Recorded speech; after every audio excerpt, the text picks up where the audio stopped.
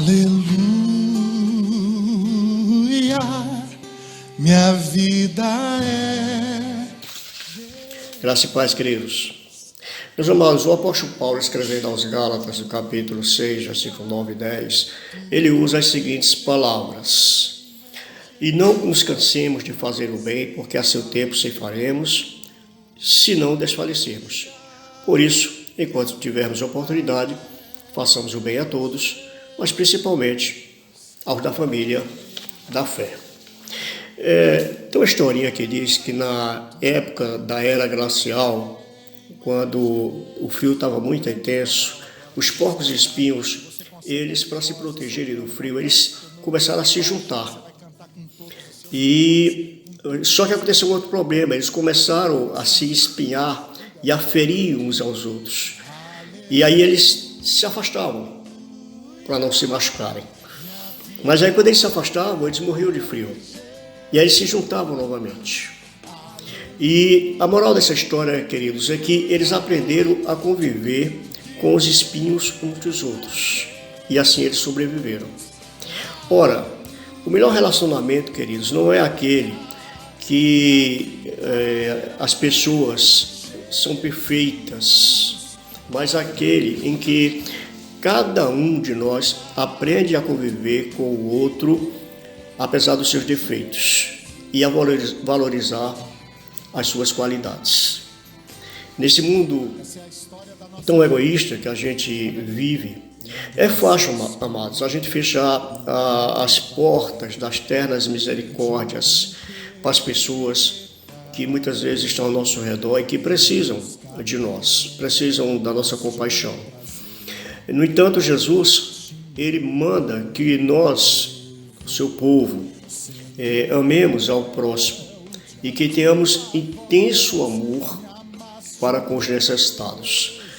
Mas embora a nossa intenção seja essa, muitas vezes nós falhamos em fazer o bem a qualquer pessoa sem olhar a quem estamos fazendo o bem. E talvez porque a gente esteja muito ocupado com as nossas próprias necessidades, ou com a necessidade da nossa família, por exemplo.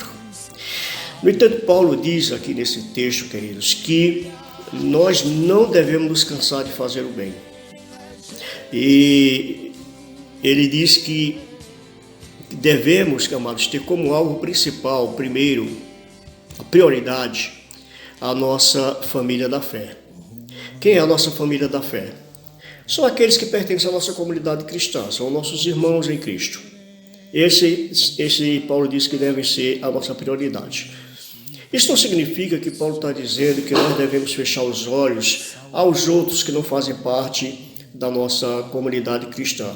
Não é isso, queridos, até porque a Bíblia nos ensina justamente o contrário. O cristianismo, ela é a religião voltada para o outro. Ela é a religião que estende a mão para quem menos merece. O filho pródigo não merecia aquele abraço do pai. Zaqueu não merecia descer daquela árvore para receber Jesus em sua casa.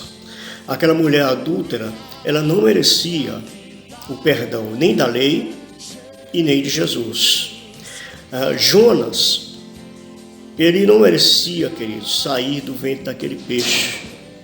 E nenhum de nós merecíamos que Jesus subisse naquela cruz para derramar o seu sangue por nós. Mas esse é o tipo de relacionamento que se espera encontrar dentro de uma igreja que se diz cristã.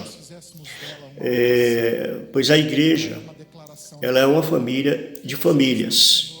Uma igreja que não desenvolve, queridos, essas qualidades, ela vive uma crise de identidade, assim como o judaísmo no tempo de Jesus. Há uma história de que um soldado de Napoleão, ele desertou e abandonou o campo de batalha, e Napoleão não perdoava isso e o condenou à morte. A mãe daquele jovem, sabendo disso, procurou o imperador e clamou a ele por misericórdia pela vida do seu filho. E Napoleão respondeu para ela: o seu filho não merece misericórdia. E aquela mãe, movida de íntima compaixão, ela disse para o imperador: se ele merecesse, não seria misericórdia. Amados, nós somos chamados para estender a mão ao outro, ao ferido à beira do caminho, seja ele quem for. Nem sempre a gente sabe que haverá reconhecimento, nem sempre ele vai voltar para agradecer, a exemplo do que aconteceu com aqueles 9 leprosos que foram curados por Jesus. Mas a nossa missão como igreja é ajudar a quem precisa e não a quem merece. E como Paulo diz, queridos, aqui nesse versículo 9, não devemos nos cansar de fazer o bem, porque a seu tempo ceifaremos. Ou seja, no tempo de Deus, Ele nos dará recompensa.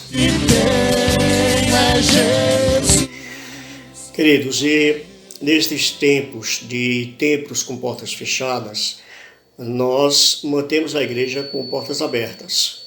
E nós temos tentado, através de algumas ações, dirimir um pouco o sofrimento desse pessoal mais carente.